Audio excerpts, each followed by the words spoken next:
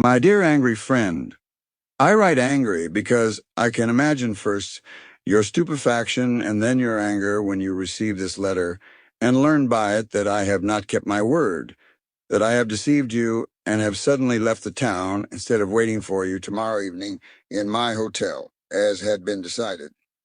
My darling, I have simply run away from you, or rather, from us both, have run away from that torturing, that awkward, and unnecessary tension which unfailingly would have sprung up between us again. And don't hasten, with that caustic smile of yours, to accuse me of a saving wisdom, for you know, more than anyone on earth, how that leaves me when I am most in need of it. God is my witness that, up to the last minute, I did not know whether I should really go or not. Even now I am not at all sure that I shall resist to the end the intolerable temptation to have one more look at you, if only one more, even fugitively, even from a distance.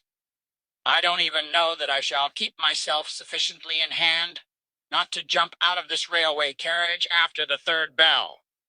That is why, when I have finished this letter, if I can only manage to finish it, I shall give it to a porter and tell him to post it at the very moment when the train starts. And I shall watch him from the window and feel as if I were actually saying goodbye to you, that painful oppression of the heart. Forgive me. All that I told you about lemons and sea air and doctors who wanted to send me here from Petersburg was untrue. I came here solely because I was irresistibly drawn to you, aching to recapture a poor little particle of that burning, dazzling happiness, which sometimes we reveled in prodigally and carelessly, like czars in fairy tales.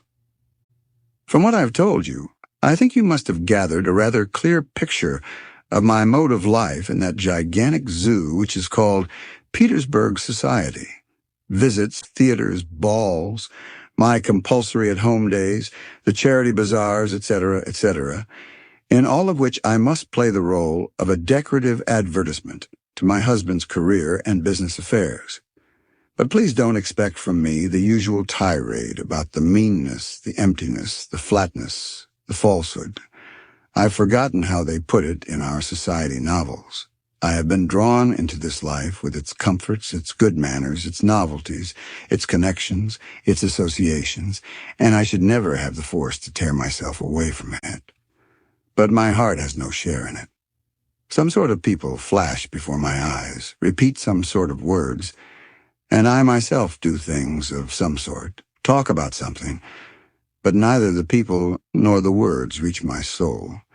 And sometimes all this seems to be happening far, far away from me, as if in a book or a picture, as though it were all arranged, as Domnushka, my old nurse, used to say. And suddenly, in this dull, indifferent life, I was caught up by a wave from our dear, sweet past. Did you ever happen to wake up from one of those strange dreams which are so joyous that, after them, one goes about the whole day in a state of blissful intoxication, and which are at the same time so feeble in themselves that if you repeated them, not merely to a stranger, but to your dearest friend on earth, they would sound null and flat, almost grotesque? Dreamers often lie, says Shakespeare's Mercutio, and my God, what a deep psychological truth there is in that.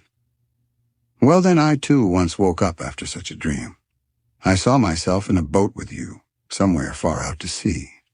You were holding the oars, and I was lying in the stern, looking up at the blue sky. That was the whole dream. The boat was rocking slightly, and the sky was so blue that sometimes I seemed to be looking into a bottomless abyss, and a kind of unattainable feeling of joy permeated my soul with such tenderness, such harmony, that I wanted to cry and laugh at the same moment. From too much happiness, I woke up, but the dream remained in my soul as if it had taken root in it. With a little effort of imagination, I was often able to recall it and to recapture a pale shadow, at least of my dream. Sometimes it would come to me in the drawing room during some lifeless conversation, which one listens to without hearing, and then I would have to cover my eyes with my hand for a moment to hide their unexpected gleam. Oh, how powerfully, how inevitably I was drawn to you. How that captivating magic tale of our love that flashed into my life 6 years ago under those caressing southern skies rises up before me, newborn in such moments. Everything comes back to me in a rush. Our sudden quarrels, stupid jealousies, the comic suspicions, and the joyous reconciliations, after which our kisses renewed their first fresh charm, the eagerly anticipated meetings, the feeling of sad emptiness in those minutes, after parting in the evening only to see each other again the next morning, when again and again we would turn at the same moment, and our eyes would meet over the shoulders of the crowd that separated us, looking pink against the background of the dusky sunset. I remembered every atom of this illumined life, so full of strong, untrammeled happiness. We couldn't remain in the same spot. We were drawn eagerly to fresh places and fresh impressions. How charming they were. Our long trips in those antediluvian, stuffy diligences covered with dirty sailcloth, in the company of gloomy Germans with red sinewy necks and faces that looked as if they had been roughly carved out of wood, and the lean, prim German women who stared at us with stupefied eyes as they listened to our mad laughter, and those haphazard lunches at some good old honest settlers, under the shade of the flower-laden acacia hidden away in a clean yard that was surrounded by a white wall and covered with sand from the seashore. Don't you remember them? How ravenously we used to attack the stuffed mackerels and the rough, sour wine of the country, indulging in thousands of funny, tender little bêtises like that historic, impertinent kiss which made all the tourists turn their backs on us with indignation, and the warm July nights in the fishing villages. You remember that extraordinary moonlight which was so bright that it seemed fantastic and unreal, that calm, irradiated sea with ripples of silvery moire, and on the lit-up background, the dark outlines of the fishermen as they drew in their nets, monotonously and rhythmically, all bending in the same direction. But sometimes we would be seized by a longing for the noise of town and the hurly-burly of strangers. Lost in an unknown crowd, we would wander, pressing against each other and realizing more than ever our nearness each to each. Do you remember, my darling? As for me, I remember every minute detail and feel it until it hurts. All that is mine, it lives in me and will be with me always to my death. I could never, even if I wanted to, get rid of it. Do you understand? Never. And yet it is not a reality, and I torture myself with the knowledge that I could never live it and feel it again because God or nature, I really don't know which, after giving man an almost godlike intelligence, has, at the same time, invented for him two torturing traps: ignorance of the future and the impossibility of forgetting the past, with the equal impossibility of returning to it. On receiving the little note that I sent you at once from the hotel, you hastened to me. You were hurrying, and you were agitated. I knew it at a distance by your quick, nervous step, and also because, before knocking at my door, you stood quite a long time in the corridor.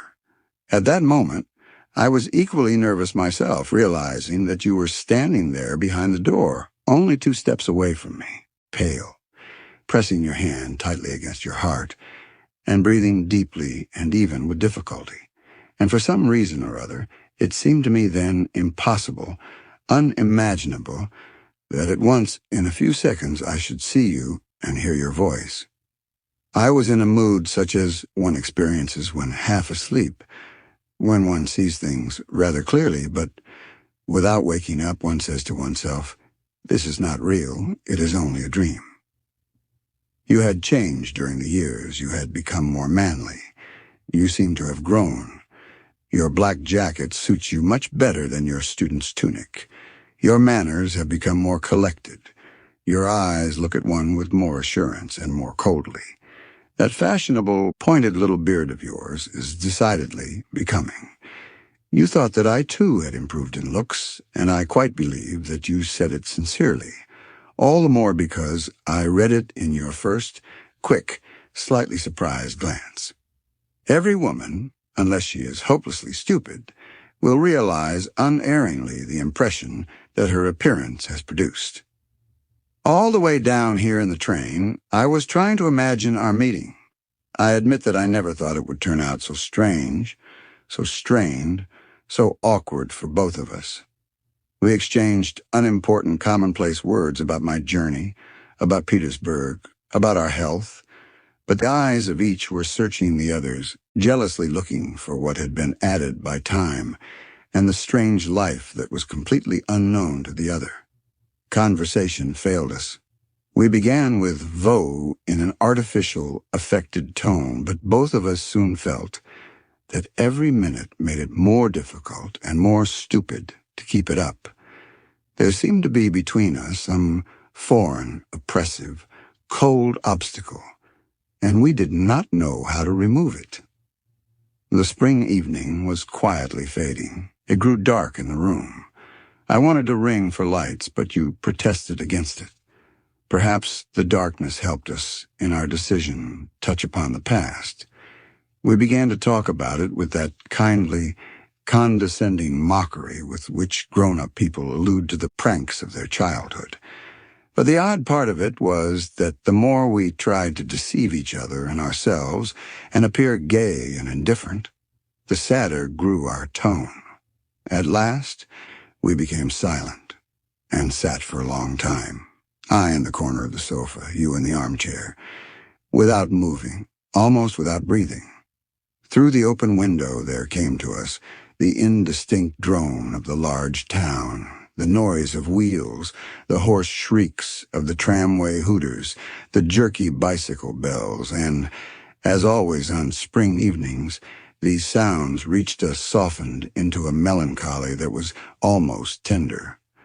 Through the window one could see a narrow strip of the sky, pale as faded bronze, and against it the dark silhouette of a roof with chimneys and a watchtower that shimmered faintly.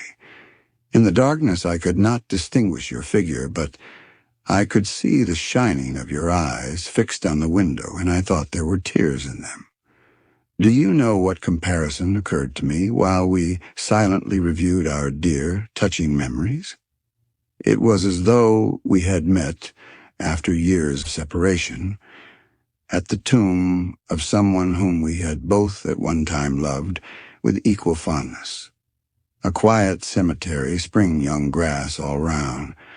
The lilacs are blossoming, and we are standing beside the familiar tomb, unable to go, unable to shake off the sad, confused, and endlessly dear phantoms that have claimed us. This dead being, it is our old love, my darling. Suddenly you broke the silence, jumping up and pushing your chair sharply away. "No," you exclaimed. "This is impossible. This is becoming torment." I could hear how painfully your voice shook. "For God's sake, let us get out into the fresh air, or I shall break down or go mad." We went out. The transparent, soft, tawny darkness of the spring evening was already in the air, enveloping with amazing lightness, delicacy, and distinctness. The angles of buildings, the branches of trees, and the contours of human figures. When we had passed the boulevards, you called a cab, and I knew already where you wished to take me. There everything is as it once was. The long stretch of yellow sand, carefully pounded down, the bright blue lights of hanging electric lanterns, the playful, exhilarating sounds of the military orchestra, the long rows of little marble tables, occupied by men and women, the indistinct and monotonous talk of the crowd, the hastily darting waiters, the never-changing, stimulating environment of an expensive restaurant. Heavens, how quickly, how ceaselessly the human being changes, and how permanent and immovable are the places and things that surround him. In this contrast, there is always something infinitely sad and mysterious. You know, it has sometimes been my lot to stumble on bad lodgings, not merely bad, but disgusting, utterly impossible, and in addition to this, to encounter a whole series of unpleasant incidents, disappointments, illness. When you change lodgings like those, you really think that you have entered the zone of heaven. But a week or so later, it is enough to pass by chance that very house and glance up at the empty windows with the white placard stuck on them, for your soul to become oppressed by a painful, languid regret. It is true that everything there was odious, distressing, but all the same, you seem to have left there a whole strip of your life, a strip that you cannot recover. Just as before, girls with baskets of flowers were standing at the doors of the restaurant. Do you remember how you used always to choose for me 2 roses, one dark crimson, and the other tea-colored? As we were driving past, I noticed, by a sudden movement of your hand, that you wanted to do the same, but you pulled yourself up in time. How grateful I was to you for this, my dear one. Under hundreds of curious eyes, we made our way to the same little arbor that juts out so impertinently over the seafront at a fearful height, so that, when you look down, leaning over the railing, you cannot see the shore and you seem to be swimming in the air. Beneath our feet, the sea was clamoring. At this height, it looked so dark and terrible. Not far from the shore, large, black, angular rocks emerged from the water. The waves were constantly rushing at them, breaking themselves against them and covering them with mounds of white foam. When the waves retreated, the wet, polished flanks of the rocks shone as if they had been varnished and reflected the lights of the electric globes. Sometimes a gentle little breeze would blow up, saturated with such a strong, healthy smell of seaweed, fish, and salt ozone that one's lungs expanded from it of their own accord, and one's nostrils dilated. But something bad, dull, and constraining was more and more surely chaining us down. When champagne was brought in, you filled my glass, and you said with gloomy gaiety, "Well, let us try to get a little artificial life. Let us drink this good, brave wine, as the fiery French say."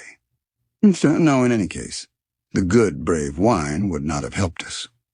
You grasped that yourself, for you added immediately with a long sigh, "Do you remember how we used to be, both of us, from morning till night, drunk without wine merely from our love and the joy of life?" Below on the sea, near the rocks, a skiff appeared, its large, white, stately sails swinging prettily as it dipped and rose through the waves. In the skiff one could hear a woman's laugh, and someone, probably a foreigner, was whistling, quite in tune with the orchestra, the melodies of the Waldteufel waltz. You, too, were following the sails with your eyes, and, still looking at it, you said dreamily, "It would be nice to get into a little boat like that and go far out to sea, out of sight of land. Do you remember how we used to do it in the old days?" Yes, our old days are dead. It slipped from me unintentionally in answer to my thoughts, and immediately I was frightened by the unexpected effect that the words produced on you. You grew suddenly so white and threw yourself back in your chair so quickly that I thought you were fainting. A minute later you began to speak in a strangled voice that seemed suddenly to have become hoarse. How oddly our thoughts have met. I was just thinking the same.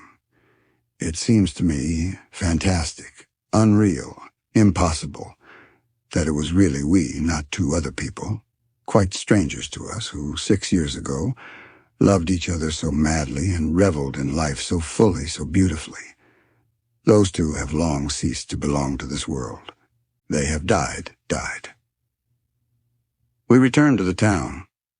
The road ran through cluster after cluster of villas built by the local millionaires.